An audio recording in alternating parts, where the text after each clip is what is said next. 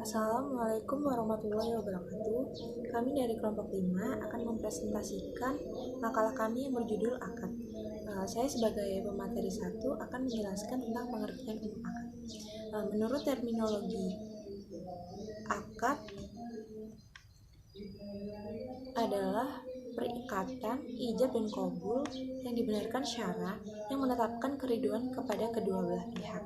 Dan yang kedua itu perkumpulan serah terima di antara kedua pihak. Yang ketiga perkumpulannya persyaratan serah terima. Dan yang terakhir yaitu ikatan atas bagian-bagian tasyaruf menurut syara dengan cara serah terima. Menurut ulama fikih, akad ditinjau secara umum dan khusus. Secara umum, menurut pendapat ulama Syarifiyah, Malikiyah, dan Hanabiyah, akad adalah segala sesuatu yang dikerjakan oleh seseorang berdasarkan keinginannya sendiri, seperti wakaf, talak, pembebasan, atau sesuatu yang pembentukannya membutuhkan keinginan dua orang seperti jual beli, perwakilan, dan gadai. Sedangkan pengertian khusus akad yaitu dikemukakan oleh ulama fikih yang bunyinya yaitu akad adalah perikatan yang ditetapkan dengan ijab dan qabul berdasarkan ketentuan syara yang berdampak pada objeknya. Selanjutnya pemateri kedua. Baik, selanjutnya yaitu pengertian secara khusus. Pengertian akad secara khusus dikemukakan oleh ulama fikih yang artinya perikatan yang ditetapkan dengan ijab qabul yang berdasarkan syara dan berdampak pada objeknya. Contohnya ijab, saya serahkan barang ini kepadamu, atau saya jual barang ini kepadamu. Contohnya qabul, saya terima barangmu, atau saya beli barangmu. Selanjutnya yaitu rukun-rukun akad. Rukun-rukun akad yaitu yang pertama akid.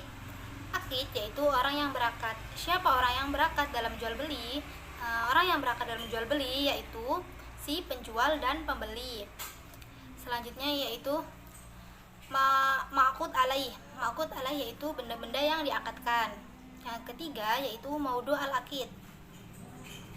Maudu al-akid yaitu maksud dari mengadakannya akad. Dan yang terakhir yaitu sihot. Sihot yaitu ijab dan qabul. Baik, selesai penjelasan dari saya dan akan dijelaskan oleh teman saya selanjutnya. Saya Muhammad Ilyas, saya akan melanjutkan materi tentang syarat ijab qabul sampai dengan batalnya ijab qabul. Dalam ijab qabul terdapat beberapa syarat yang harus dipenuhi. Menurut para ulama menuliskannya sebagai berikut.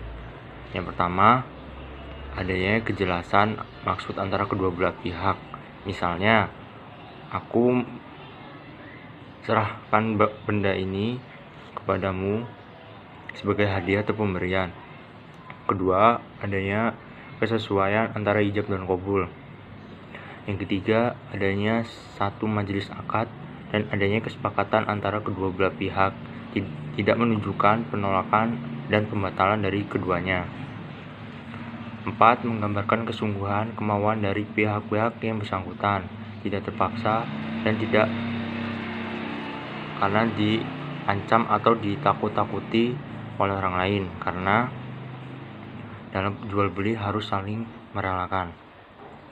Selanjutnya ada beberapa cara yang diungkapkan dari para ulama fikih dalam berakad, yaitu 1. Dengan cara tulisan atau kitabah. Misalnya dua akid berjauhan tempatnya, maka ijab qabul dengan tulisan. Yang kedua, isyarat. Bagi orang-orang tertentu, akad atau ijab qabul tidak dapat dilaksanakan dengan tulisan atau lisan. Misalnya pada orang bisu yang tidak bisa baca maupun tulis, maka dapat menggunakan akad isyarat. Yang ketiga, perbuatan. Misalnya seseorang pembeli menyerahkan sejumlah uang, kemudian penjual menyerahkan barang yang dibelinya. Yang keempat, lisan. Hal menurut sebagian ulama, apabila seseorang meninggalkan barang di hadapan orang lain, kemudian dia pergi dan orang yang ditinggali barang itu berdiam diri saja, hal itu dipandang telah ada akad idah atau titipan. Selanjutnya ijab qabul akan dinyatakan batal apabila yang pertama, penjual menarik kembali ucapannya sebelum terdapat qabul dari si pembeli. Yang kedua, adanya penolak ijab qabul dari si pembeli. Yang ketiga, berakhirnya majelis akad.